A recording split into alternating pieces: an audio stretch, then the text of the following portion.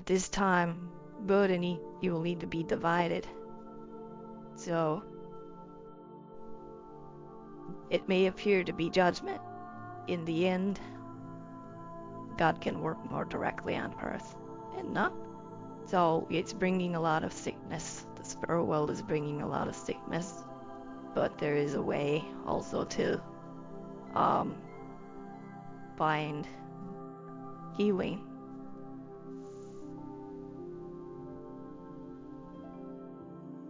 Hello, I'm happy to be here, Mia. My name is Jeff Schmidt. I'm living in Illinois, and I'd like to share a little bit about my experiences when I was a teenager. It was a long time ago, 46 years. But those experiences really hit me deeply, and I really followed kind of that course my whole life until now. I was the last of 6 children, and I was the last one with my parents. And we had moved to another city, so I found myself alone a lot. Without any friends. My friends were quite a while away, and without any siblings. So suddenly I found myself with my parents working one summer 46 years ago when I was 17. I found myself alone, and I was very distraught about my loneliness. And one day I was very nervous. Very, very nervous. I would almost say, almost like I was possessed. I was walking around in circles the whole day, and I was just so worried. It turns out that may have been the day that I was supposed to die. I went up for a ride in my father's car, and I was returning home, but I was still almost possessed with some uneasiness inside of me. And I found myself just about home. For some reason, I decided to drive my car very fast. So I had never experienced that before, and it seemed safe. There wasn't anything around. So I went real fast, real quick on a 2-lane highway. There was 2 lanes here and 2 lanes on the other side with some grass in between. And I came up at a very high rate of speed, and it was some cars up ahead in the right lane, but I was in the left lane, and that was fine. Except I let go of the gas and I started slowing down, but I was still going very fast. And just as I was about to pass these 3 cars on the right, one car, the final car of the 3, didn't know I was coming, and he pulled over to my lane. So I found myself, he was going pretty slow and I was going very fast. I found myself in a very urgent, like a life and death situation. And instead of panicking, I suddenly left my body, went up somewhere into a room where I could not see.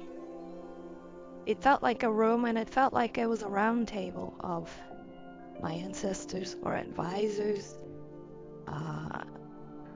all there to meet me and talk with me. So time stopped, I left, and we calmly discussed our next move. What should I do? So they were there to help me and advise me, and it was very calm. And of course we had as much time as we needed, because I was not in my body and I was in a different realm. It didn't feel far, but I wasn't in the car.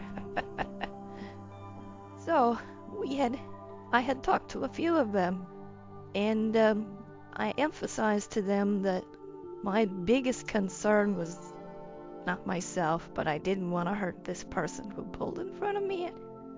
If I would have hit them at the different speeds that we were going, it would have been a most likely fatal accident. So then we talked, I couldn't see them, but I could sense there was maybe a dozen, 10 or 12 people around this table. And I just, I think several of them had given me some ideas and options.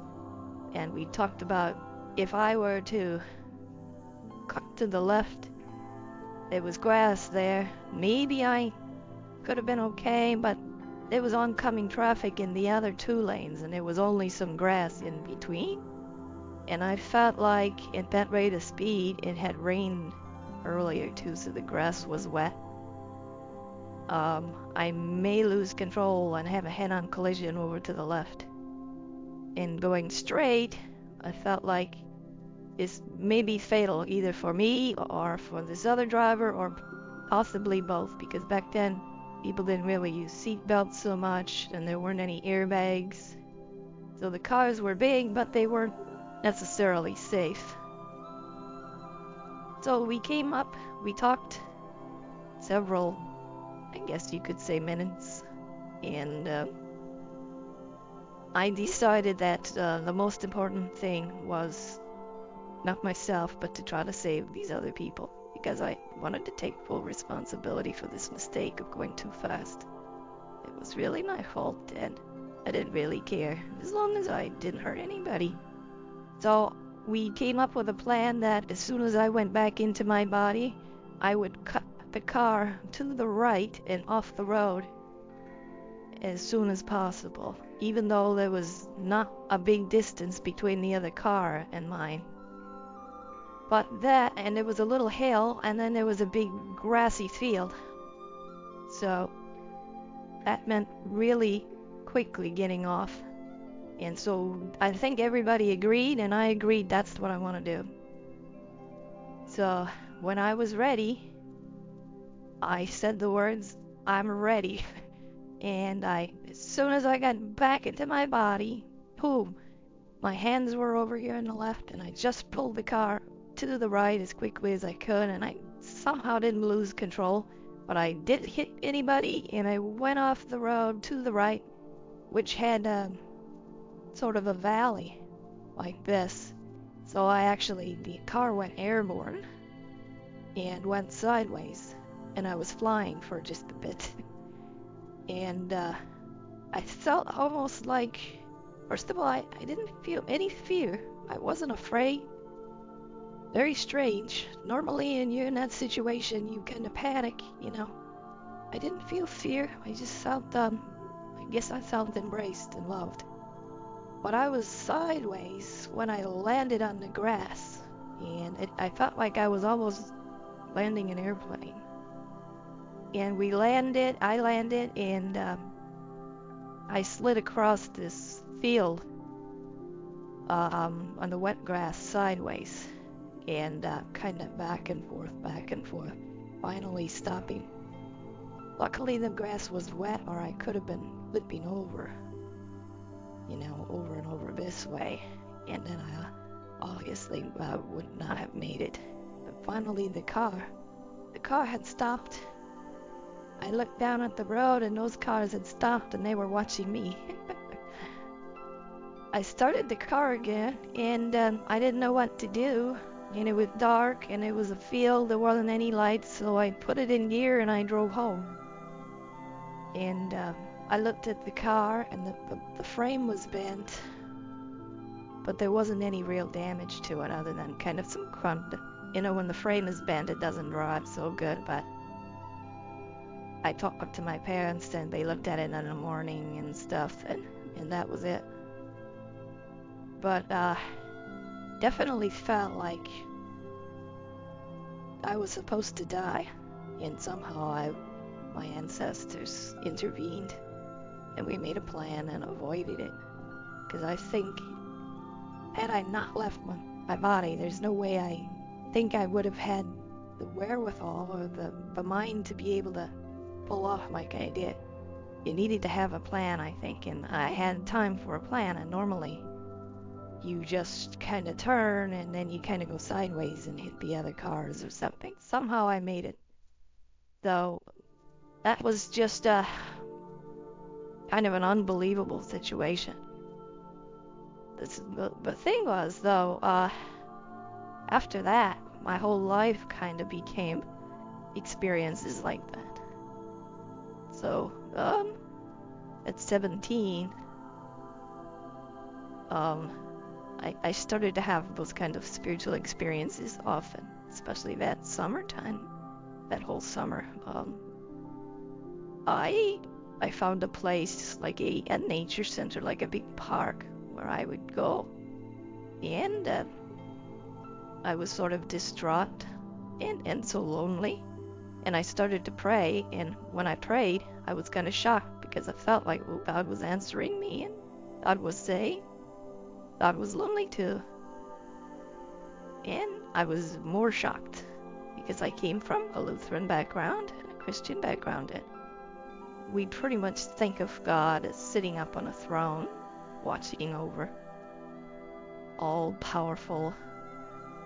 But the being that I met that time really touched my heart and really had more human characteristics.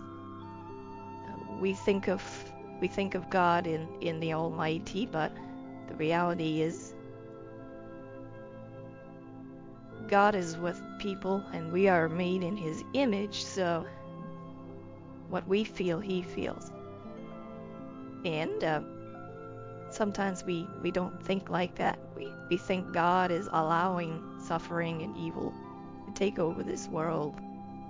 And when we have we lose a loved one or something, we often blame God. But the reality is, when we suffer, God is suffering because we are God's children. So I have children myself, I have grandchildren. When my children are suffering, when my grandchildren are suffering, I feel it. Almost as much as they do, possibly more.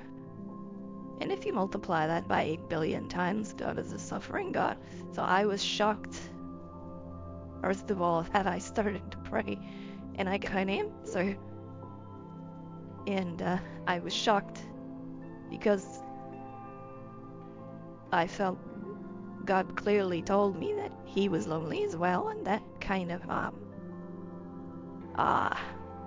of similar base that we had made that connection, made that relationship. So I feel like our goal in life is to become perfect, and we try to strive to make a perfect relationship with our Creator. But if we don't know Him completely, then we can't completely unite or understand Him. So somebody very smart said once that there is no perfection in ignorance.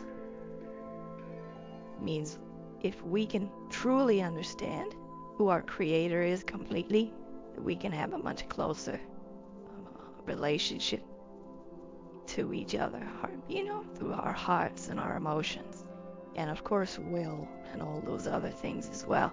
The truth and the spirit need to really come together. So after that, I was spending a lot of time, because I was alone and I was praying, and it took my life in a different direction. Instead of really pursuing a traditional career, I was really striving in my life to really try to find more of these internal truths, and follow these internal truths, and not worry about a career and money and position and all those other things.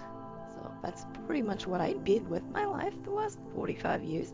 But those things that I learned when I was a teenager, I have confirmed in my life for 45 years. It wasn't just a one-time experience, but I had to think and pray and find out all those other things that I learned and experienced at that time. That God is lonely because of ignorance. Fallen man doesn't completely understand the entire heart of God. And God has suffered because man has suffered. But there's a reason, because man was given a portion of responsibility by God. All the things that I mentioned that are in the creation, with male and female aspects, they are not given a portion of responsibility to grow to perfection. They do so automatically.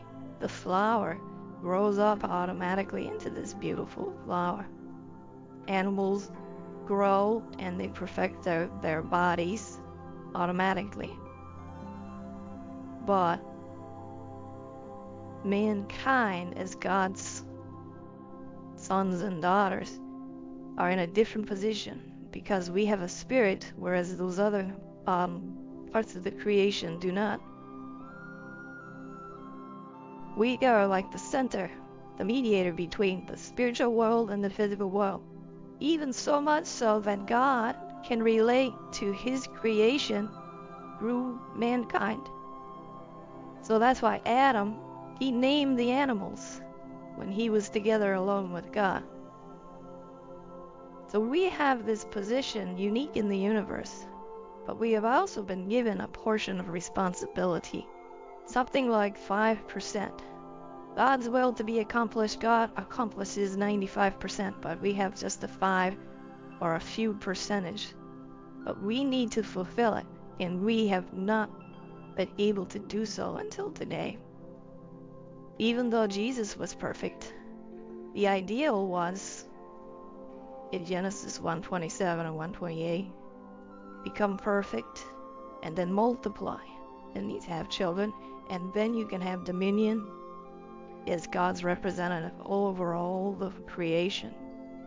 So Jesus was unable to find his wife because his mother Mary was unable to help him, and he got angry, because there's certain verses where it has shown, like when Jesus changed the water to wine in Cana. It was a wedding. Jesus was asking his mother, find a bride for me. Instead, she didn't understand him. She understood completely in the beginning, in the conception, and how God was working through her own son. But she didn't know she didn't follow through with what God told her to do. He should have had a family. So we have a portion of responsibility to grow and to perfect ourselves. And God can't, it's hard to explain, but God can't completely intervene with our portion of responsibility. Otherwise, we would be the same as the animals, or we would be robots if everything was automatic. So God can inspire us, but he can't do it for us in many cases. Otherwise, we wouldn't be in that position to rule over the creation and fulfill God's providence completely, and God's plans and ideals. So God can intervene sometimes, or most of the time, because if he did, then our portion of responsibility would be lost. So God is working to try to overcome this ignorance, because after the fall of Adam and Eve, we became, Adam and Eve were talking directly with God in the Garden of Eden, and the spirit world was there, and the angelic world was there with them. But after they made their mistake, they became ignorant, and then subsequent generations became more and more ignorant, and we went down so far, but now we're heading back up. But God, as our heavenly parent, he can hope that we can fulfill our responsibility. But if he intervenes directly, it will take away our position and our integrity as God's children.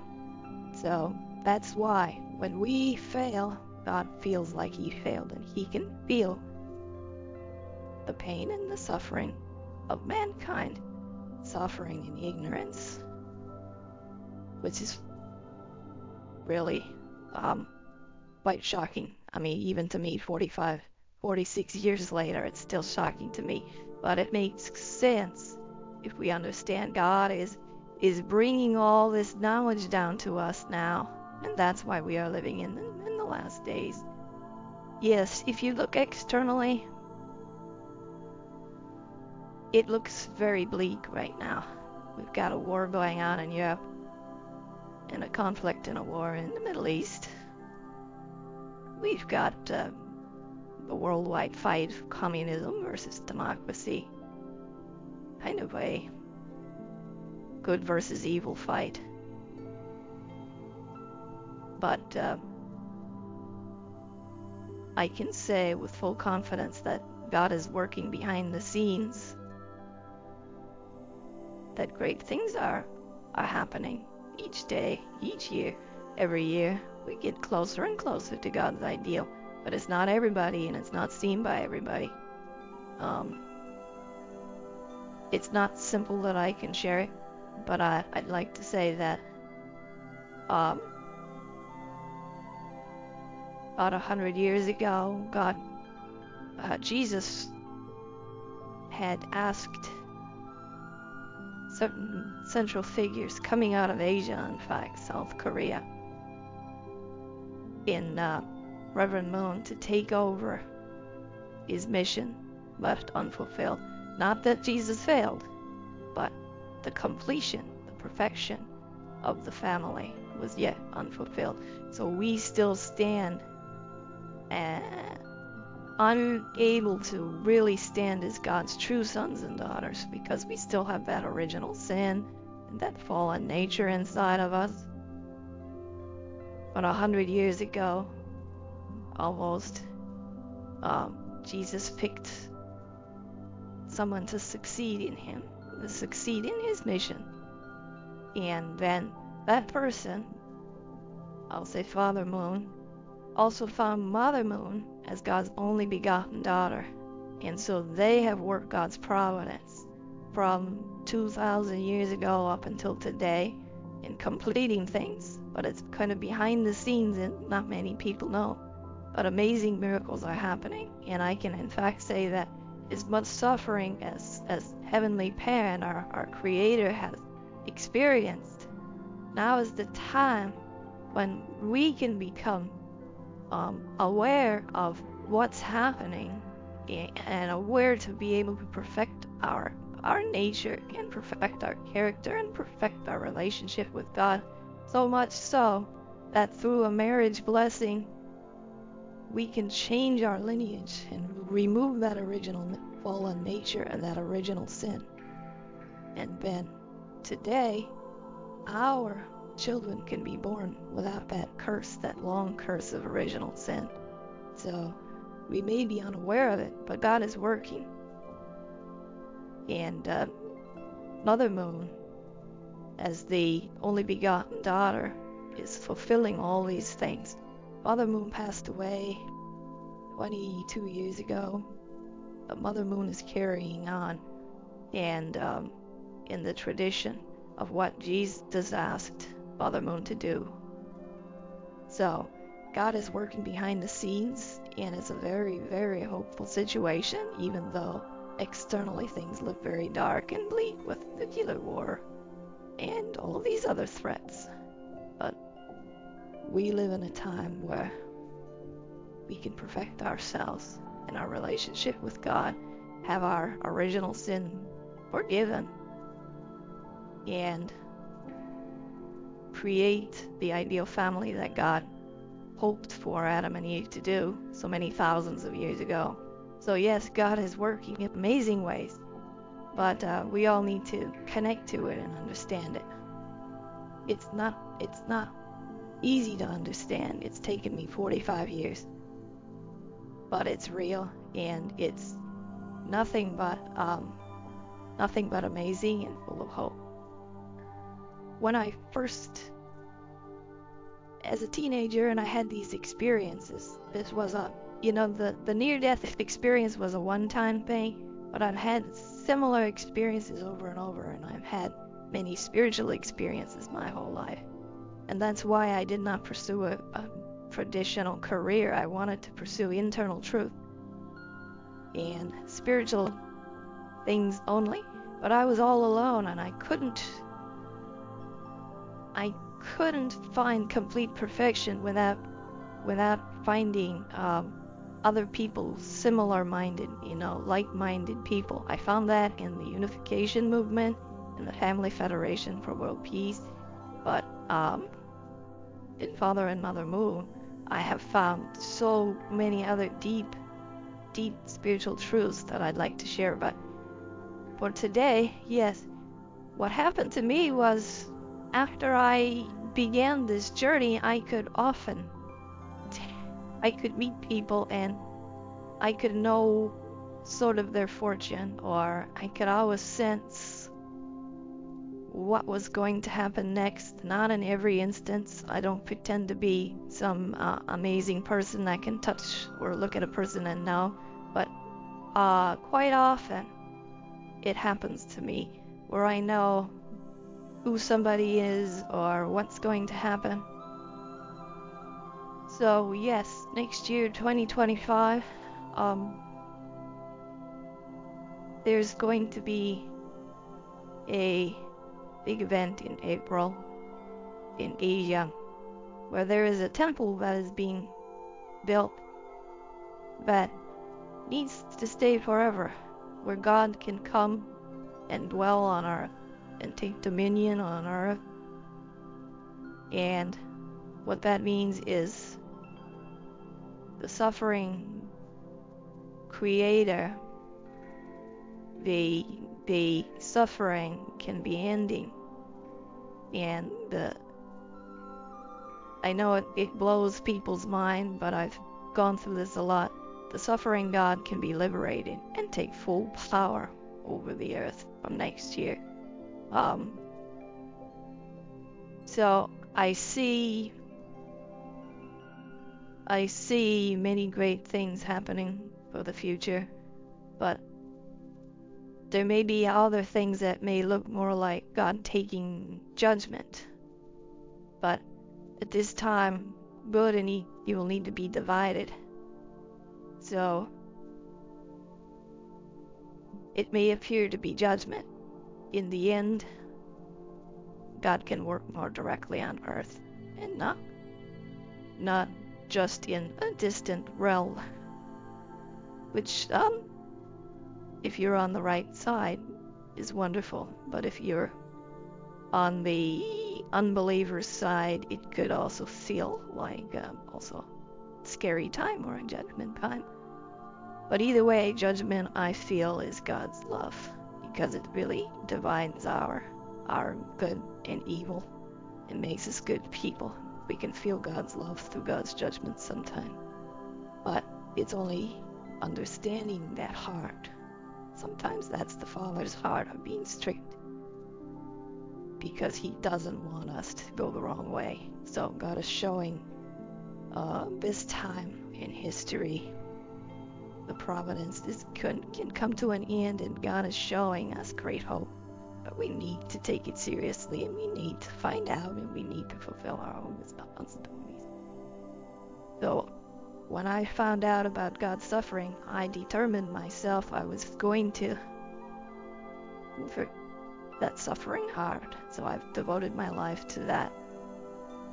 It's hard to explain, but it's a matter of prayer, but also volunteering for a suffering path, taking the suffering away from a suffering God by handling it myself, and walking that course of suffering and sacrifice and discipline.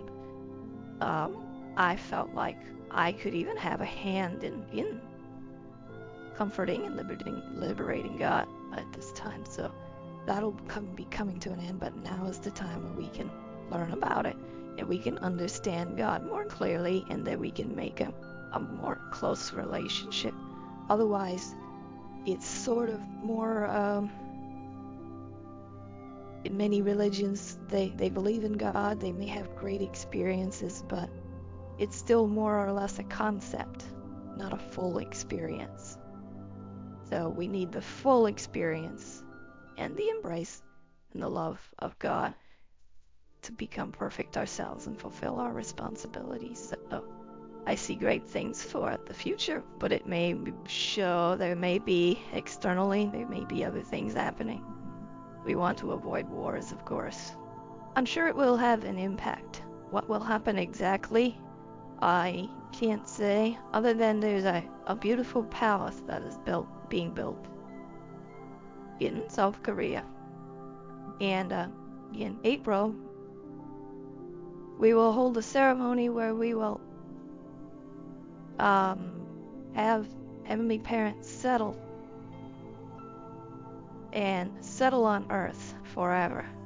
And when God settles on earth, He will be able to use His power more directly. And also, we hear that in the last days God will send His spirits to all people. So there's going to be, more spiritual phenomena and maybe some, a lot more emotional problem for some people, but those people who can align themselves with God's providence, then it can be a great blessing. So we see a lot of mental and spiritual issues today, and it's because the spirit world is getting closer and closer to us. And now, if we can handle it and fulfill our responsibility and follow what we are supposed to do, it's great. But if we are influenced too much by it, then it can also really send people in a different direction too. I don't know how to explain it any further than that or better, but so it's bringing a lot of sickness. The spirit world is bringing a lot of sickness, but there is a way also to find healing. So in this place in South Korea, there's a location where we can interact with the angels. The good angels have been trained as servants for people. And if we have issues with our health, these angels can be of assistance and we can interact with them. And I've been there and I've had my life extended by these angels. And so the First World War was sort of a payment for them to come on Earth. The Second World War was certain payments for other things to happen. The liberation of this country and that country. So the Third World War shouldn't be needed. But we do need to be able to respond to God's call at this time. Otherwise, there's a possibility. But I believe that God is working behind the scenes in so many ways to prevent this and to prevent many other suffering. So it is a time of hope. So I don't see a Third World War as a necessity, because the payment has been made and the effort has been made and the spiritual level that we're at is high enough. It's just that behind certain regimes, they deny even the existence of God, and therefore they go so far off track. So it's sort of, as I mentioned earlier, communism versus democracy. The fact that communism doesn't see any value in people, and they don't see them as spiritual beings, and they deny the existence of God. That is sort of this coming head to head.